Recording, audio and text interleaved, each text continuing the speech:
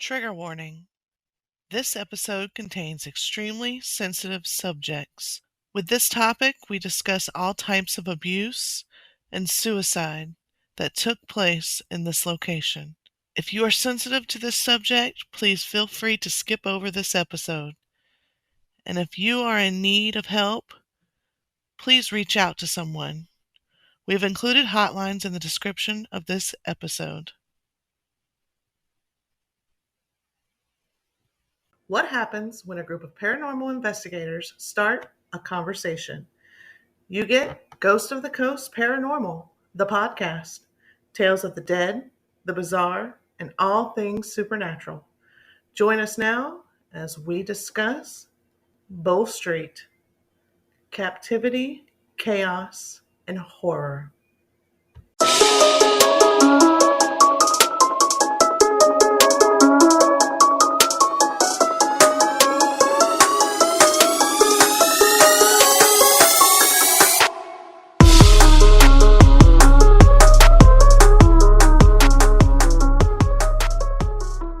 Hi, and welcome back to Ghost of the Coast Paranormal, the podcast. I'm Erin. I'm Lydia. I'm Deborah.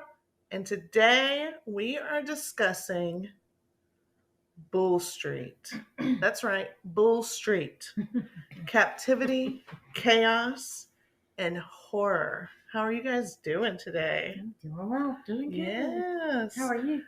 Doing good. Episode 8. Yeah. And it's your rotation, Deborah. Ooh. So what are we talking about today? We are talking about the South Carolina State Hospital, which was the first lunatic asylum in South Carolina, better known as Bull Street. Bull Street. And why did you pick that location? It's always been an interest to me. Hearing stories growing up about people going to Bull Street, didn't know what it was as a kid. Why is everybody going to Bull Street? It's just one of those things. And then getting older and you learn what Bull Street is, and you're like, okay, is everybody lunatics? And then when you get grown and you understand what it means, Right. It brings a lot of awareness to mental health. For sure. But yeah, I've heard stories my whole life about it, and my daughter-in-law's grandmother actually works there now for one of the departments that the state has, and I just started, when she told me that her grandmother worked there, I was like, well, that's kind of creepy, but interesting. Right. Since we're twisted. So I've done some digging and learned a lot. Okay. Learned a lot of things about it. Well, on the funny side note is I think that doing what we do in the paranormal, we definitely would have ended up there. No doubt. We would have all had we would have one big room to ourselves. We'd have either been on Bull Street or we'd have been up in Lumberton. Oh gosh. They have one up there too. That one's closed as well. But yeah. Is that a much newer facility? Yeah. Yeah. I mean, it's really, really old now, but right. Yeah, it's not as old So as it sounds Bull like Street. you've not actually physically been to that property. I'm not saying that you've been locked up. I meant just No, I near the have. property. I have Okay. actually when I worked for DSS in Robeson County. Okay. Our building, what it used to be the mental hospital, Oh, okay. and it was weird. It was creepy. It just had a bad vibe. Right. Bad vibe. But yeah. All right. That's well, considering that Trans Allegheny's at like number 1 on our bucket list. We'll be at home. We'll be at home.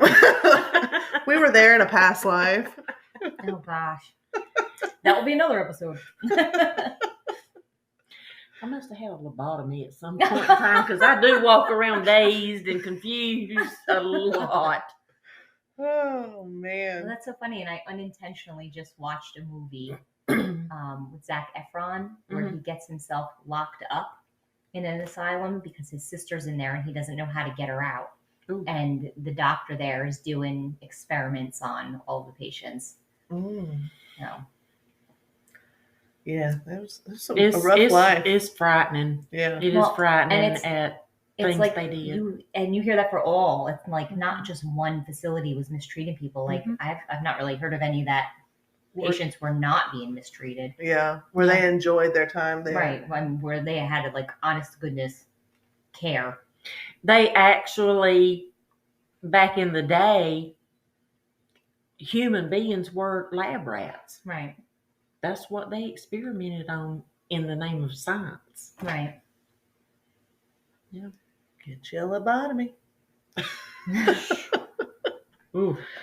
That would turn us around real quick. A lobotomy and some electroshock. We won't be I don't talking. know, that electroshock might feel pretty good. we won't be talking to ghosts after that. Do you see any spirits here? No. I'm excited to learn about this. I am as well. Let's get into it, y'all. All right. From good old Wikipedia. The South Carolina State Hospital was a publicly funded, state-run psychiatric hospital in Columbia, South Carolina. Founded in 1821 as the South Carolina Lunatic Asylum, it was one of the first public mental hospitals established in the United States. The Mills Building, its first building, was designed by early American architect Robert Mills and is a National Historic Landmark. Robert Mills is also the architect for the historic Conway City Hall that we investigated. Right. Mhm. Awesome.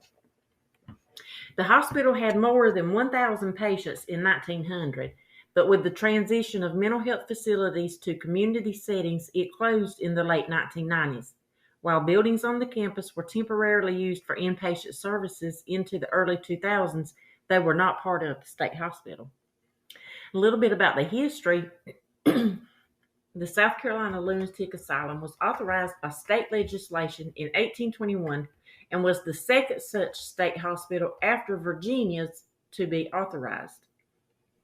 So I wonder if the one in Virginia is still open, and if it is, can we go there? We'll find out. Its original building was built between 1822 and 1827. The hospital was at first only open to paying patients, with indigent patient costs being billed to the government of the region from which they came. So this is pre-Civil War. Yes. Okay. Yes. Admission was for the most part limited to whites, although some African Americans, including slaves, were admitted before 1848 when their admission was formally authorized. The hospital served briefly as a prisoner of war camp in 1865, absorbing the prisoners from former Camp Sorghum. Among those imprisoned was S.H.M. Byers, which was Samuel Hawkins Marshall Byers, who hid in the hospital's attic when it was evacuated as the capture of Columbia drew near. You know, it's interesting about being a prisoner of war camp because here in Conway, it's funny because I'm starting to see everything is connected in some way or another. So the art, like these two buildings share architects. City Hall in Conway and then Bull Street. Share architects. Conway, the federal government or the federal army was stationed here for about 2 weeks. But then they took POWs from here and they probably took them to there. To Columbia. Yeah.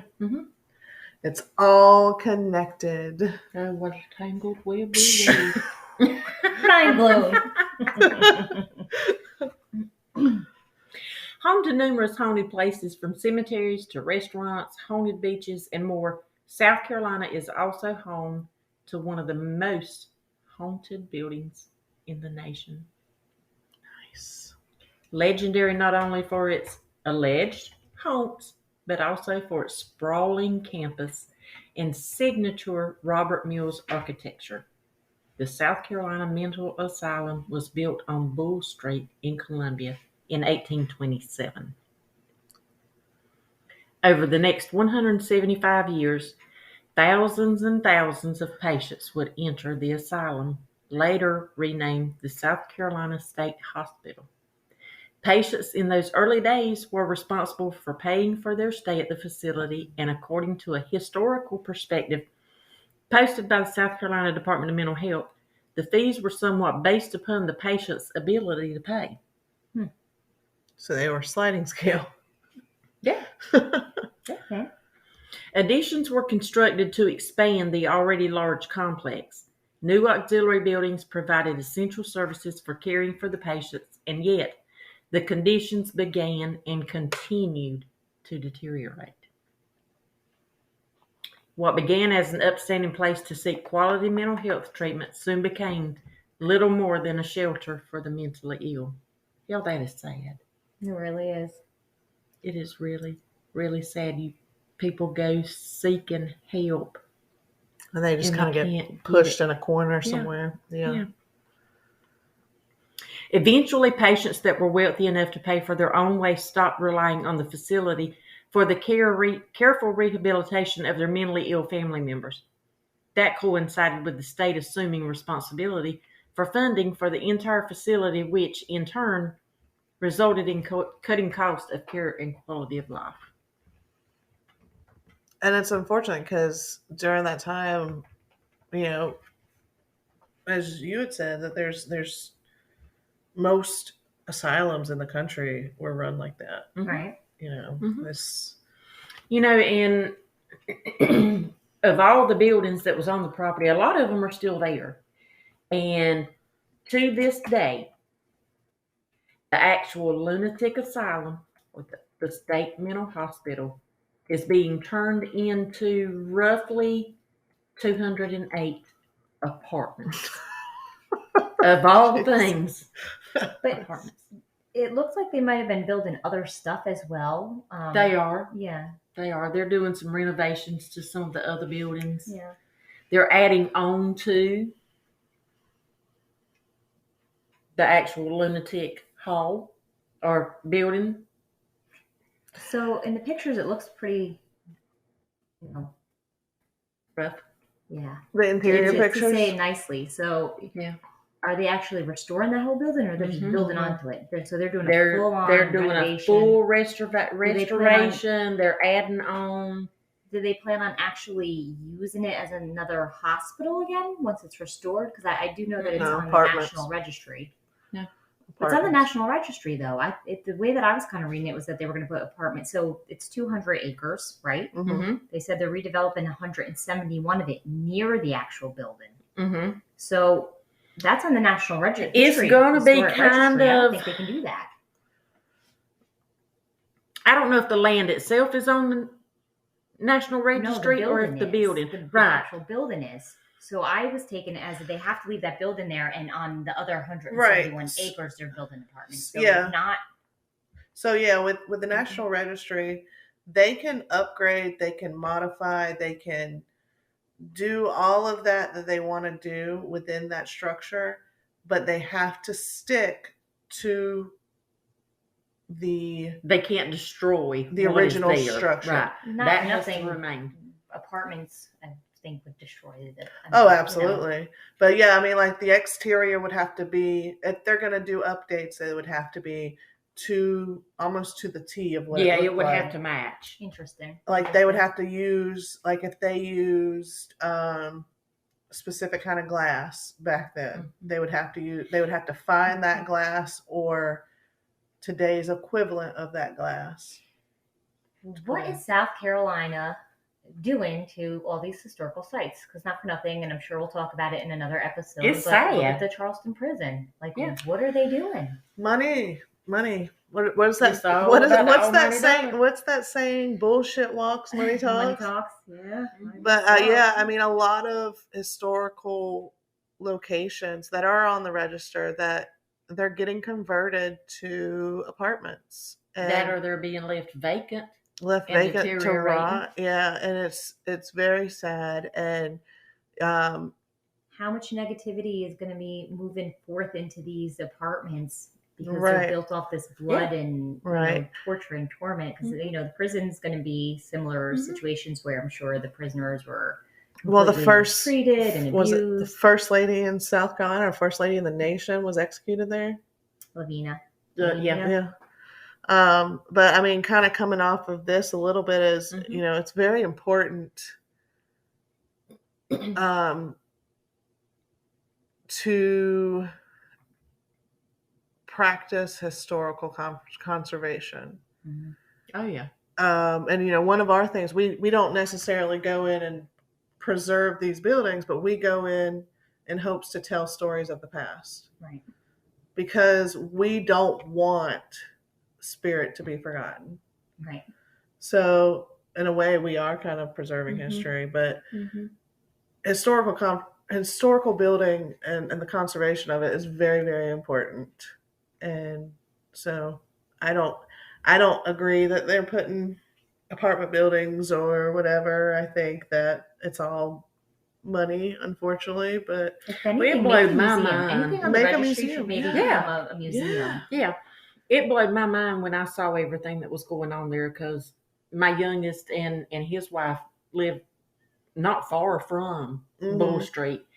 And, when she was telling me everything that they were doing, I was like, oh my God, like one side of it's going to probably end up being somewhat similar to a market common. Yeah. And that's sad. Yeah.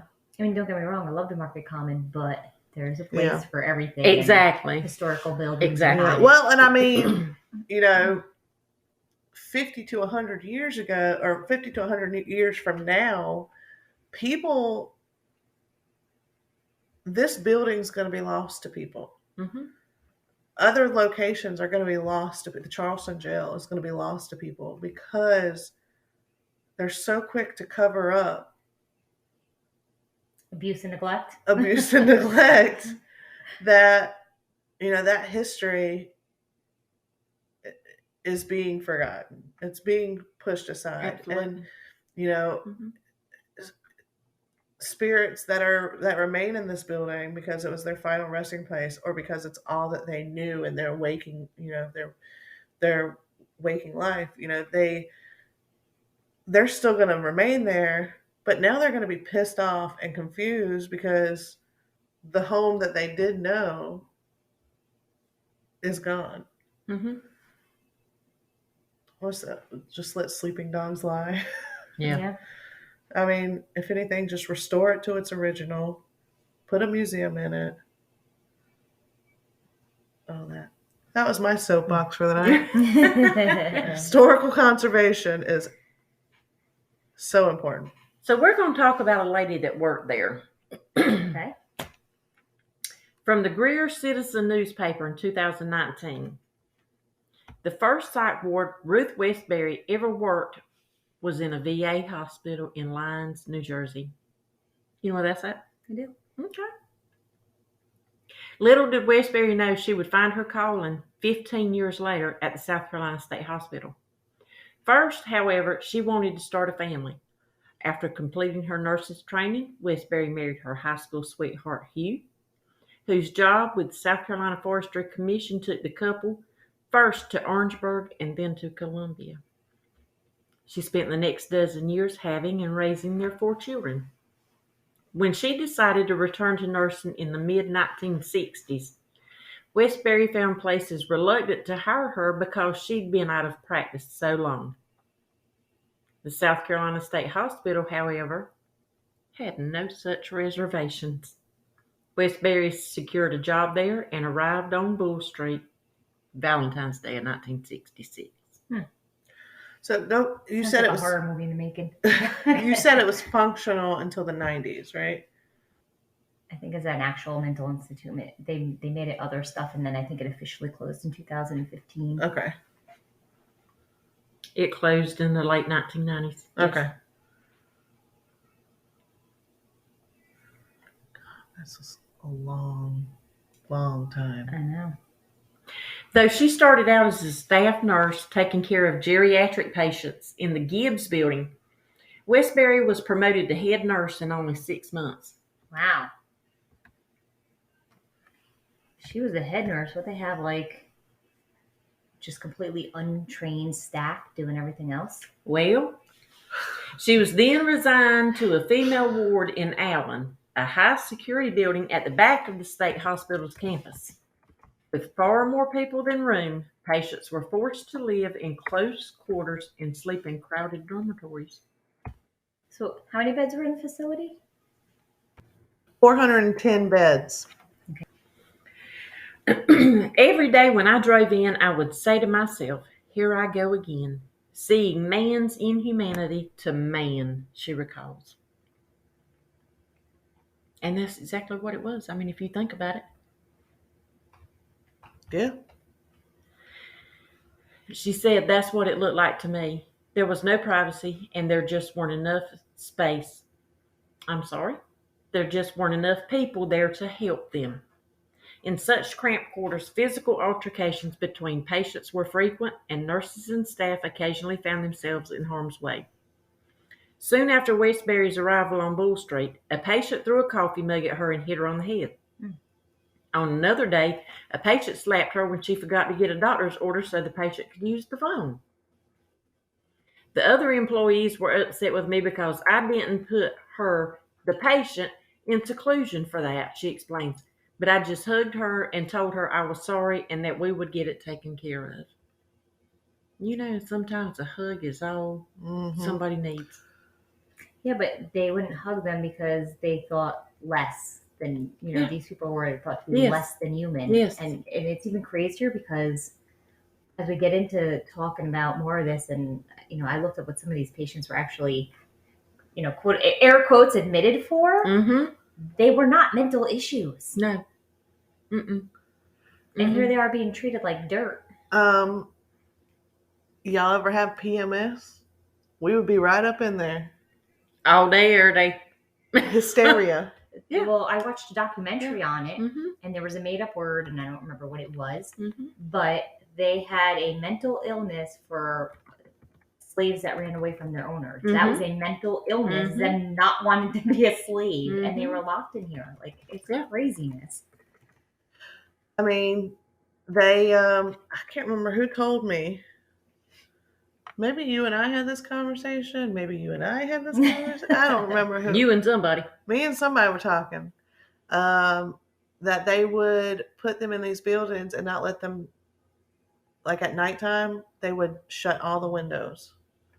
Like they were not allowed to go near the windows, especially on a full moon, because they felt that the moon is what caused them to be crazy, aka lunatic. Well, honestly, they're not really the wrong moon. on The that. moon does Listen, working in affect your Airbnbs, mood. Yeah. I actually have an app on my phone that monitors the moons because I could tell. I don't need the app. My guests would start acting crazy, and I would know. I'd say to my coworker, I'm like, "Oh, it's a full moon, isn't it?" Like, it does. It brings the crazy out. That's where the term lunatic came from. That makes perfect sense. Mm-hmm. Absolutely.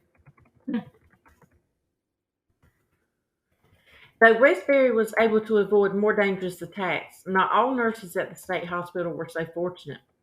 She remembers a fellow head nurse who was assaulted and sexually attacked in her own office inside the Saunders building, another high security structure in the backside of Allen. The guy who assaulted her had been a patient in Saunders at one point, but wasn't a patient when the attack happened. How did he get in? Because he was crazy once he did something bad, and then he was admitted. Yeah. So he had previously been a patient, but he was not currently a patient when he assaulted the nurse. But the assault happened in the facility? Mm-hmm. I'm confused. So how did he disguise himself as an orderly? Don't know. Did they hire him because they were staff and they released him? Oh, you're good. She said he waited on her with a switchblade knife. It was a traumatic thing, but she was an amazing person. They took her to the hospital, but she came back to work 2 days later. How did he get in there? If he wasn't a patient and he wasn't a staff member, how did he get in there? Well, I mean, I'm sure they're not nearly secure back then as they are now, but you'd have to think there's some kind of measures in place to keep. You would think something. Anyway, I don't know. But she said, Westbury said, in her 21 years on Bull Street, she witnessed her share of sadness and horror. About a year after she arrived, she says a female doctor committed suicide in the Cooper building after sewing a patient's lips together. Oh my gosh. A doctor did? A doctor did. He was cussing the doctor, and she didn't know what else. And she didn't know what else to do, and she put some sutures in his lips. Of course, that incident got reported, and they found her body the next day. Westbury said she was very upset because she was the one that had sent the patient to that doctor. Yeah. I didn't know her, but I was just really shocked. Westbury also claims another disturbing incident took place in the Preston building one night when aides restrained a mentally disabled woman, locked her inside a seclusion room. Though it was standard procedure to conduct frequent checks on secluded patients, the woman died inside. Died or was murdered? According to the retired nurse, it was a death that easily could have been prevented. She had been dead a long time when they found her. Everybody knew that. If anybody had really checked on her, they would have found her much earlier. Research and newspaper archives reveals that the patient in question was likely a 35-year-old severely retarded psychotic who died on January 15, 1984. According to the Aiken Standard newspaper, she died from an epileptic seizure after 13 hours in a restraint unit. I wonder how frequently they were supposed to be monitoring them. Well, it said every couple hours. This lady was in there for 13 hours when she died. Why did nobody check on her? Well, it sounds like they were understaffed. Well, not only were they understaffed, but undertrained. Well, not only just that. I mean, they were. No, but you have enough common sense to know that you've got somebody locked up in a room. Oh, yeah. Right, but so like I was reading, what we say there's 410 beds. Mm-hmm. At its peak, they had 5,000 patients. Yeah. Well, how are they checking on 5,000 patients? They don't, I mean, where the hell is everybody sleeping? In seclusion rooms on the floor. On the floor, in the alleyways.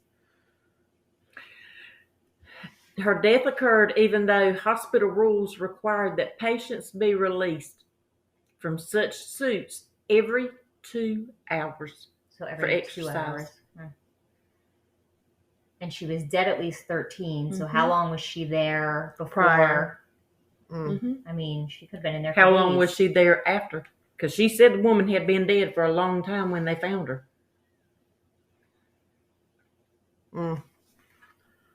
It's sad, y'all. I was going to say, this is a sad story. It's a sad episode.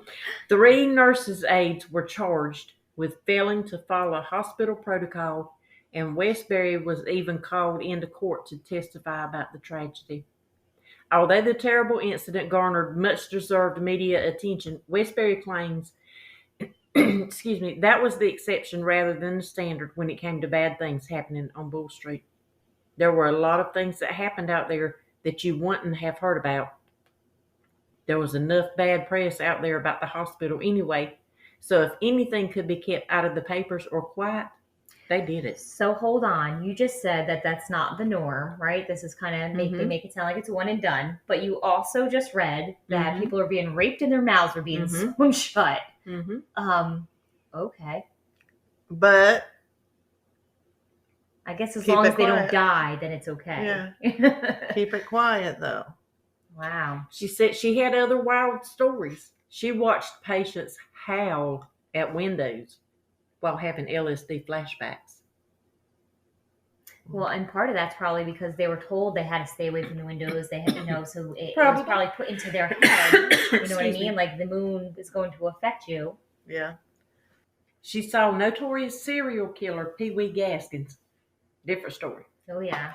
another episode, possibly. Yeah, maybe. In the Saunders building. She got to know an older patient that she claims was one of the last to receive a lobotomy at the state hospital. I wonder how many people have received lobotomies there. If you've received a lobotomy there, let us know. For those of you that don't know, a lobotomy is a surgical operation involving an incision into the prefrontal lobe of the brain. Deborah's received a lobotomy. Prefrontal lobe of the brain, formerly used to treat mental illness. So, I mean, it was par for the course for them to do that. Think of how many people have lobotomies who, like you said, had PMS or something. Right. That's like, it's crazy. On a side note, was he housed there? Yes. Yeah. Okay. Yeah. That's all I needed to know. You know, they would give these people lobotomies, so I guess essentially they wouldn't have to deal with them, because once you took that frontal lobe, they became vegetables, just vessels walking around. Yeah. Yeah. I mean, I'm sitting here reading right now a list of reasons that you would get sent to an insane asylum or a lunatic hospital in 1864, and some of them are female disease. Yeah. Some of them are for consuming bad whiskey. What? Bad habits and political excitement. So after anybody they want to shut up. After last week's episode, we would be there in a heartbeat. No doubt. Let's see. You have female problems. If you're PMSing, brain fever. Done. Yeah. Business nerves. Crime. Carbuncles. What? Aren't those like bunions and stuff? Bowls. Yeah. How is that a mental issue? So some of these people just needed a straight up death of sons in the war. Decoyed. If you were decoyed into the army. Disappointed love. Dog bite. Dropsies. Egotism. Epileptic fits. So the better question is, what would not qualify? A fall from a horse. Exposure in the army. Quackery. What is exposure and quackery? Fighting fire would have got you sent. Oh my God. Quackery is dishonest practices and claims to have special knowledge. Oh, so that's where the term that doctor is a quack comes from. Makes sense. Female disease, fever and loss of a lawsuit. Gastritis. Gathering in the head. We are all getting lobotomies. Greediness, grief, gunshot wound. Immoral living. Don't, we all don't be living with somebody out of wedlock. Going to the lunatic asylum. Ill treatment by husband. Whoa. So he doesn't get locked up? She gets locked up because he was... Well, you remember the times now. Women were nothing. And what the man said was true. Listen to this nobody's one. Anything according to this one. Jealousy. Imaginary female trouble. Indigestion would have got you sent. If you ate pizza the night before and you had indigestion, you're screwed. If your son got married, you're screwed. You lose your arm because you fell off a horse, you're screwed. A lot of falling off the horses. What's that? If you have self-enjoyment for 30 years, you're going to the asylum. Wait, why is that year specific? I don't know. But also, if you have self-enjoyment and you have syphilis. Novel reading. If you read, you're going to the asylum. If you have mental excitement. Overheat. Oh, God. Overstudy of religion. Well, now we know why there was 5,000 people in there. Because they were putting everybody in there. If your parents were cousins, you were going to. If you had remorse, If you have worms. Have what?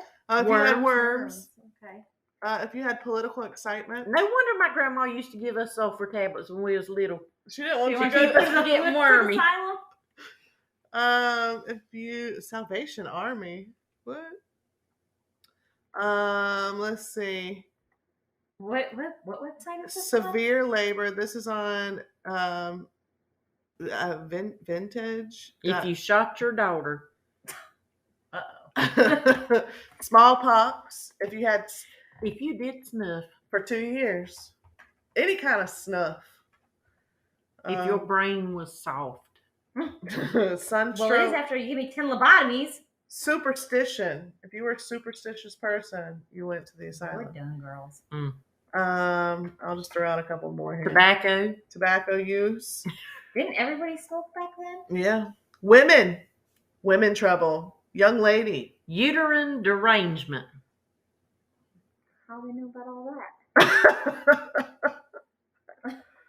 Ooh, that was quite the list there. Good gracious. Wow. Good. So if you opened your eyes and breathed, you were going to the lunatic asylum. If you had a pain in your back, going to you definitely had a vagina, you're done. You screwed all the way around. Oh, God. And I don't mean to laugh, y'all, because I know the sensitivity of this topic. But, some of these reasons. Sometimes you have to laugh to keep from crying. Oh, my God. I'm doing some research on this. It got overwhelming. Yeah. I mean, it is heartbreaking. So I actually have information on that list from Snopes.com, and it shows that list you just read because it circled the novel reading. So it says, although this list is frequently posted as a joke, it is somewhat rooted in the truth. The list was compiled from the logbook of the West Virginia Hospital for the Insane, documented admissions to the institution between 1864 and 1889, and has been published or referenced in several books and research papers. It has also been archived by the West Virginia Division of Culture and History. So hopefully all that madness was just happening in West Virginia, not across the entire country. Was that for lunatics, for the Trans-Allegheny? West Virginia. Oh, yeah. Oh, man, that is crazy. But I think, that's crazy. Don't drink the bad whiskey. Don't do anything. Don't breathe. Don't even step out of your house. Thankfully, we don't have to deal with that anymore. Thankfully, we do not have to deal with that anymore. But, that's... Ooh. I would highly recommend. It's called the South Carolina State Hospital, Stories from Bull Street by William Buchheit. I would highly recommend that people go to their public library, rent it. I know you can get it from your public library if you're in South Carolina. If you're in another state or whatever, you can probably... It's on Amazon. Ask your public library to get it, or you can order it from Amazon, Barnes & Nobles, or wherever.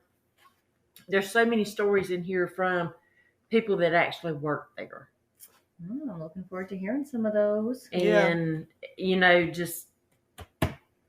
It's a great read. It's a heartbreaking read.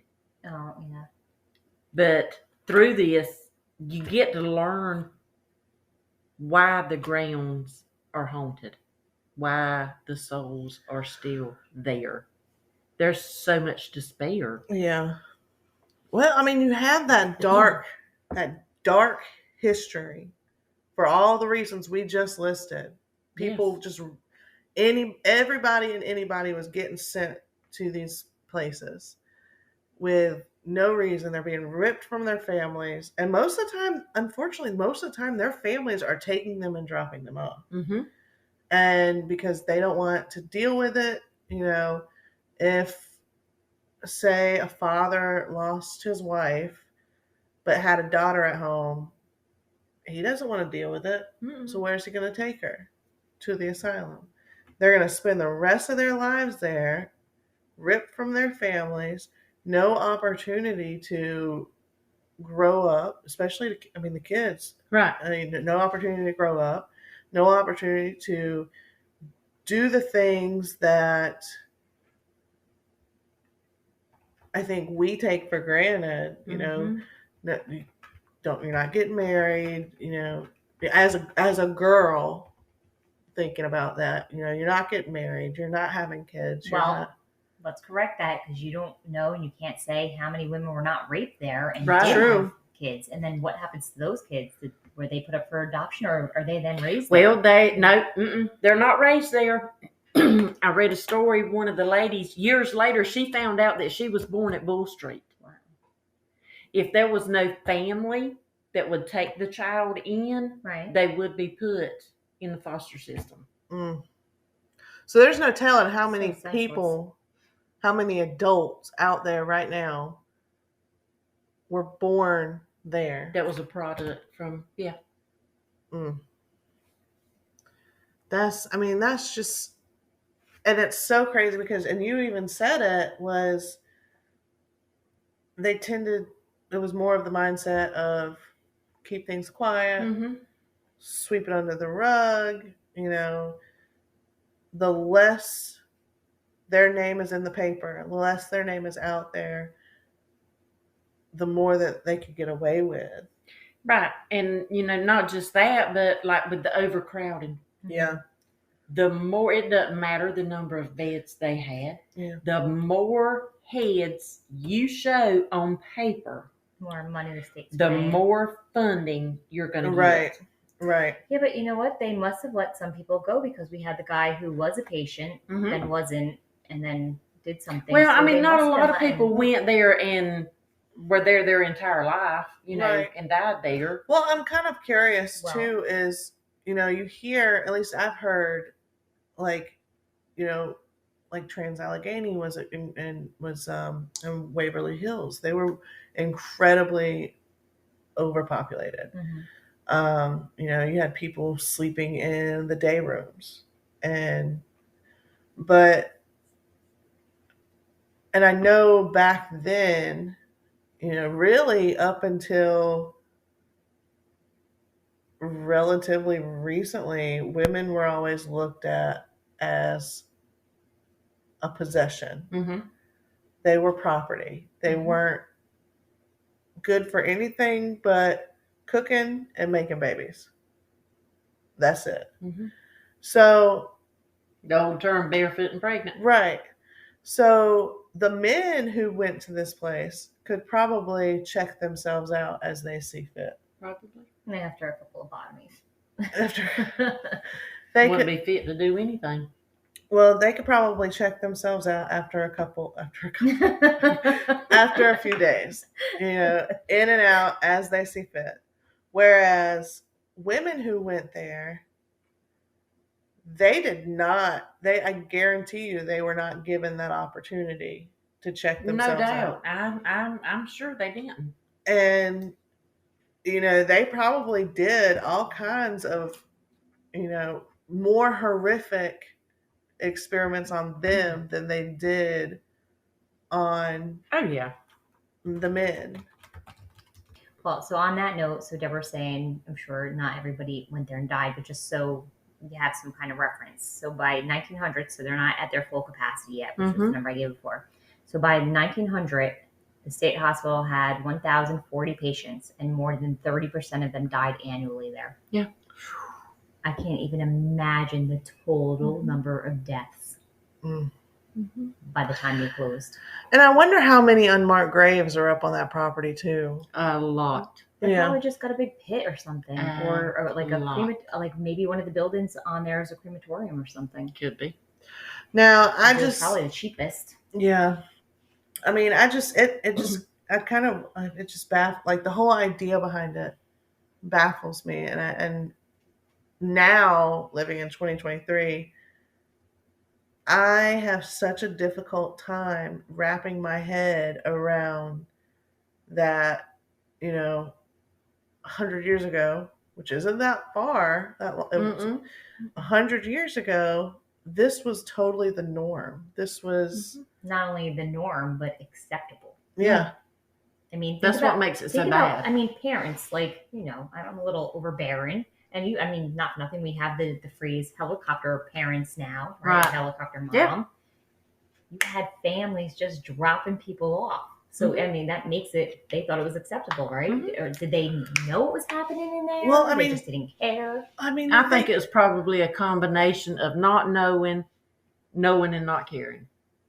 It's crazy. Not my problem anymore. Yeah, I mean, what do you think? Like, okay, Grandpa dies. Grandma's left all by herself. Grandma's sad now. She's a problem. What are we gonna do with her? Let's take her there, drop her off. I mean, I don't know. It is. It's. So was there like nursing homes in that time frame, like something for, or did like just, I mean, it was just a general, everybody went there. I mean, there had to be elderly people who didn't have family or whatever to be cared for. Well, I'm sure they probably figured out a way to have them determined as mentally incompetent one way or another.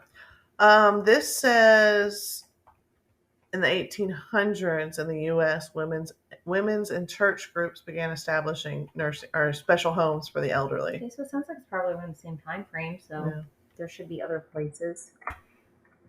It probably ran hand in hand. You know what I'm saying? Yeah. Like a crossover. Well, and not only that, but like this particular hospital was run by the state. Therefore, they were getting state funding. Therefore, they were paying on sliding scale. Whereas a nursing home, even today, it's very expensive. Very.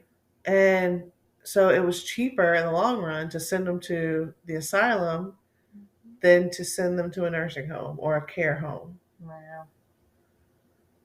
I don't know. That's just...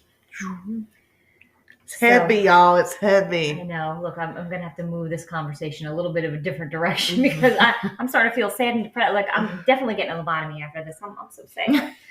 So with all of this going on and all of these deaths and all of this, like the title, chaos and everything else, what sort of stories have you heard about actual hauntings? Like, or, you know, the lady you said who works there, what kind? Has she told you stories about the experiences?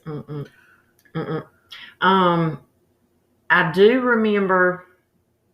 I don't remember who it was. Yeah. Several years back, having conversations with somebody that worked at one of the buildings there. I think they worked for the Department of Agriculture, which is located on the property. And she said that strange activity happened in the building all the time. Right. And it has also been reported, and I do not remember what website it was I saw it on, or the newspaper that was referenced, that it says a younger female, like in a white cotton gown. Okay, makes sense. All white, that you can see walking the yard. Can you imagine seeing one of the people with Take their a drink. mouths with their mouths sewn shut? Listen, I would love to see an apparition, but I'm running if I see your mouth. Well, and the thing is there's probably, I read too that there was reports of like hearing, talking, banging, all kinds of what would be residual, but there's got to be more than just that one, or more. Oh, for sure, with all the deaths. No doubt. Yeah, and I'm interested. But here's the thing too is, and I think we've touched on this a couple of times in our other episodes. Here in the South, especially, the idea behind the paranormal is still very, very taboo. It is not talked about openly, and people don't want to almost accept it as, oh, I heard, I saw somebody walking down the corridor. It must have just been, somebody from down the hall. Yeah. But also, like, I'm curious as to, and this is where I wish that they would not turn it into apartment buildings, and open it up so we could go investigate it. Save it for us. But like use it as like Trans Allegheny did, and like open it up for paranormal research. And I wonder how much money they make off that. They probably make quite enough, quite a lot. But I mean, there's,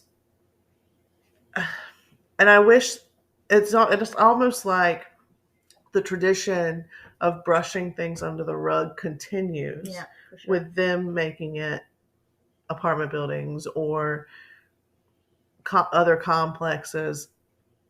And I'm not saying that they should go back and reopen it as a hospital, but preserve that story in some way. Give that story meant to be preserved with all the. Preserve those people in some way. Their spirit, their memory.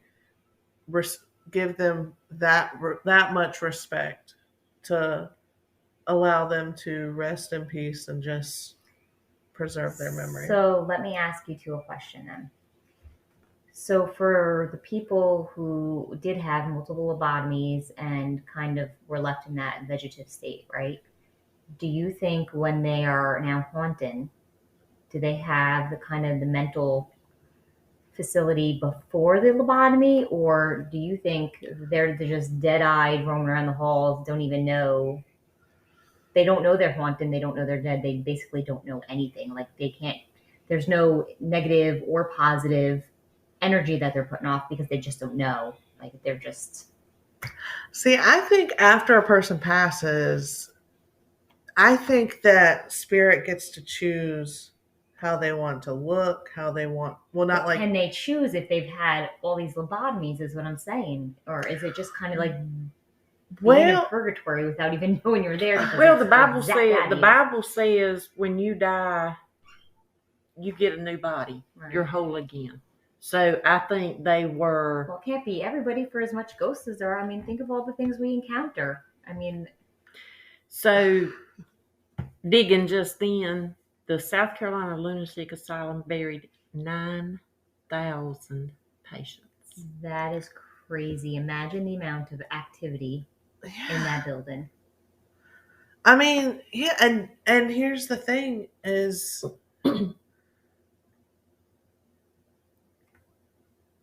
do you think the activity that's there, and this kind of goes back to your previous question,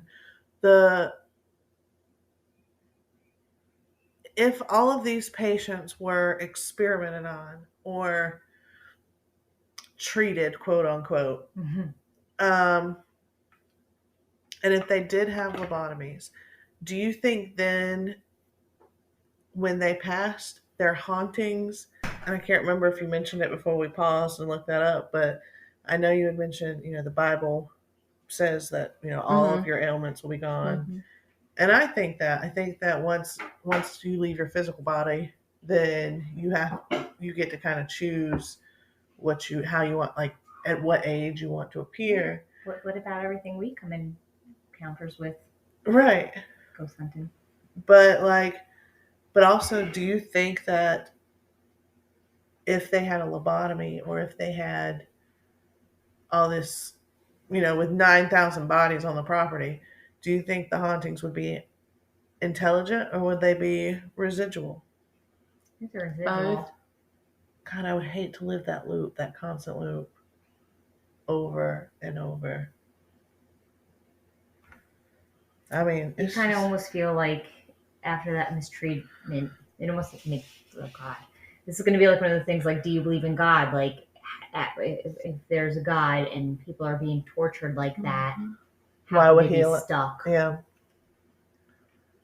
Or because they couldn't know, like it's one of those things where like every time my father-in-law has a medical procedure, he gets his last rites read to him before he goes, just in case. Oh wow. I mean, it's a very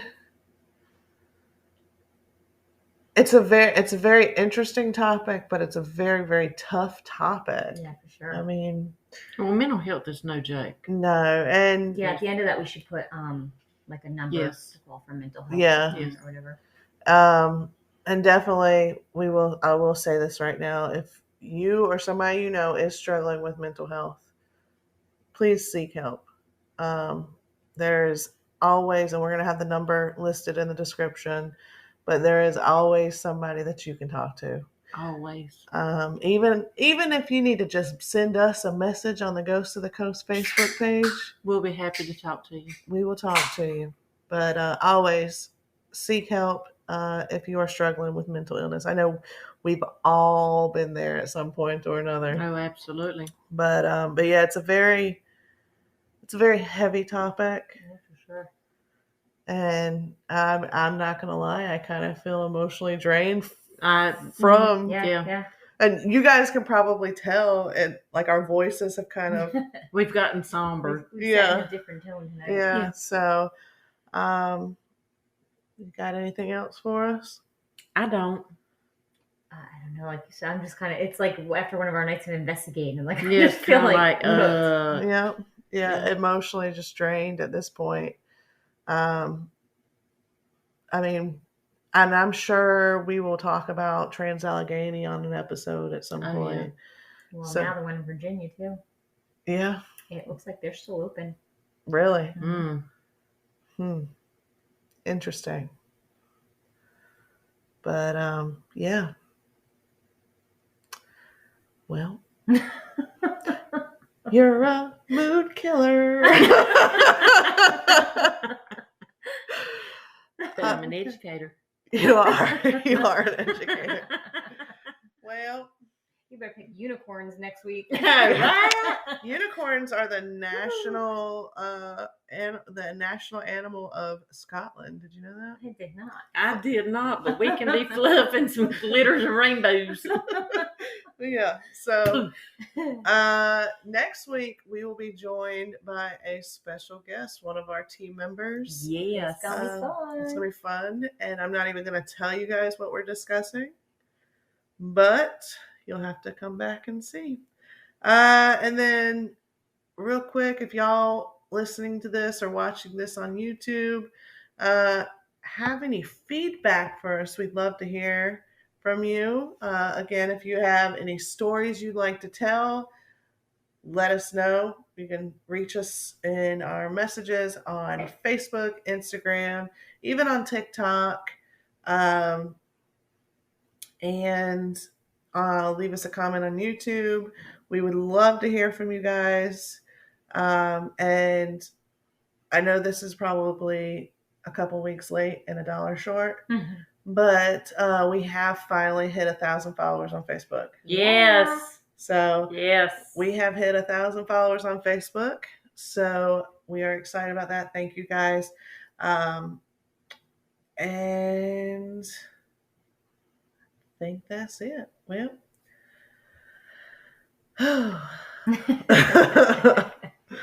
Well, there you have it.